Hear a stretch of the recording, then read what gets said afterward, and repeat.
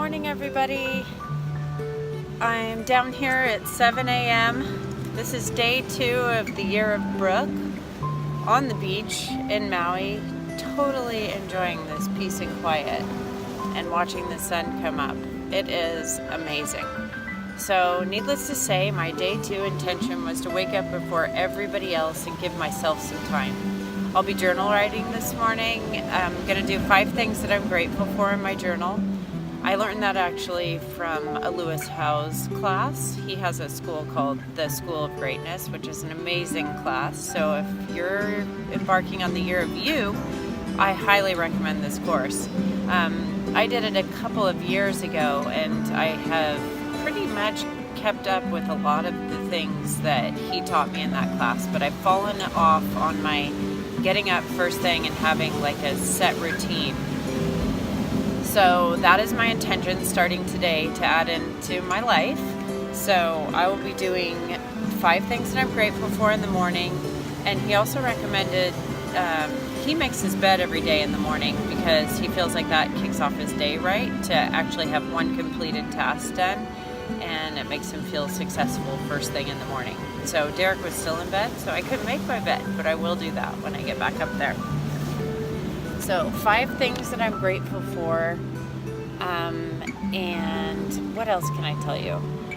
The other thing that I'm going to do today is jot notes in my journal. So I'll start in the morning with just writing some notes from the day prior, and then tonight I will write some reflections about the day as well. So a couple times a day I'll be writing reflections down in my journal.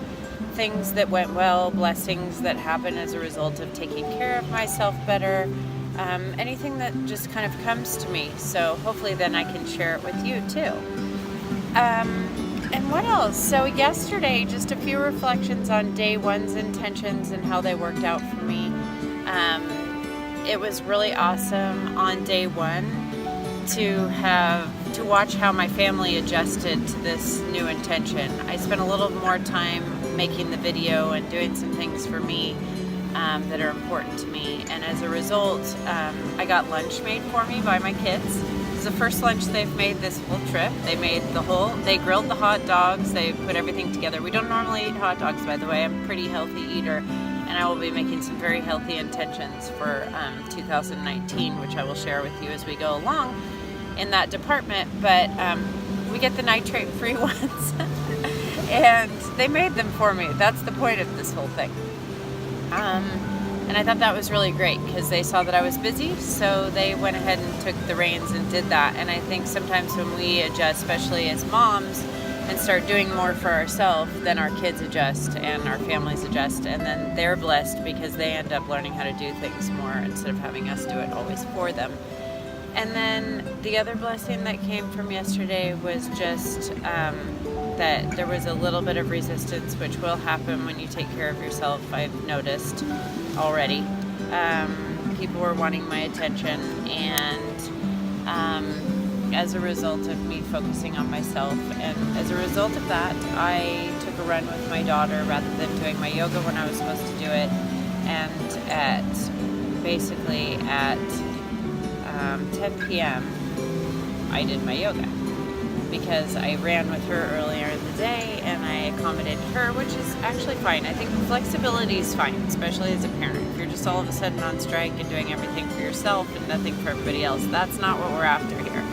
But I went ahead and did my yoga at 10 p.m. because we had other things going on in a family dinner, etc., etc. So as I sat down to do yoga, the interesting thing was I noticed that my husband joined me. And I know that my kids were watching me do it. They didn't actually join this time, but I feel like when you take care of yourself, you're planting seeds for everybody around you. So it's not actually that selfish of an act, because as you care for yourself, you're teaching other people how to do the same, even if they don't know that's what you're doing.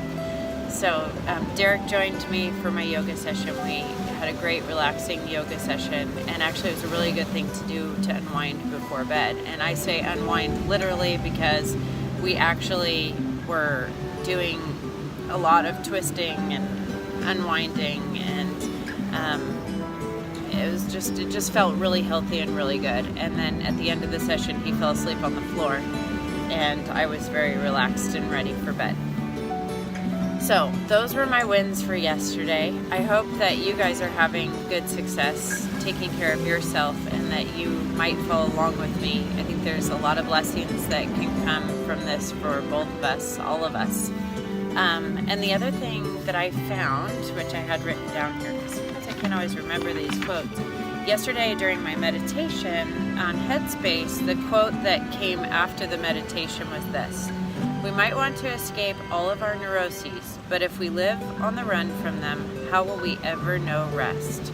And I thought that was really important because I'm a very active person. I'm a mover. I like to get everything done. Don't have a lot of patience, which I will hopefully be working on in the Year of Brooke. But I just thought it was really interesting, this idea of slowing down and reflecting. And so that's why my suggestion of writing in your journal has been presented. Getting up in the morning before everybody else to have just that slow down and that quiet time. It may be the only time in the day that you really have time to reflect, because there's not a lot of noise and busyness going on, especially if you're a family person. You always have a lot going on. If you're like us, there's just a lot of people in the family, and there's a lot of needs. So it gets very busy sometimes.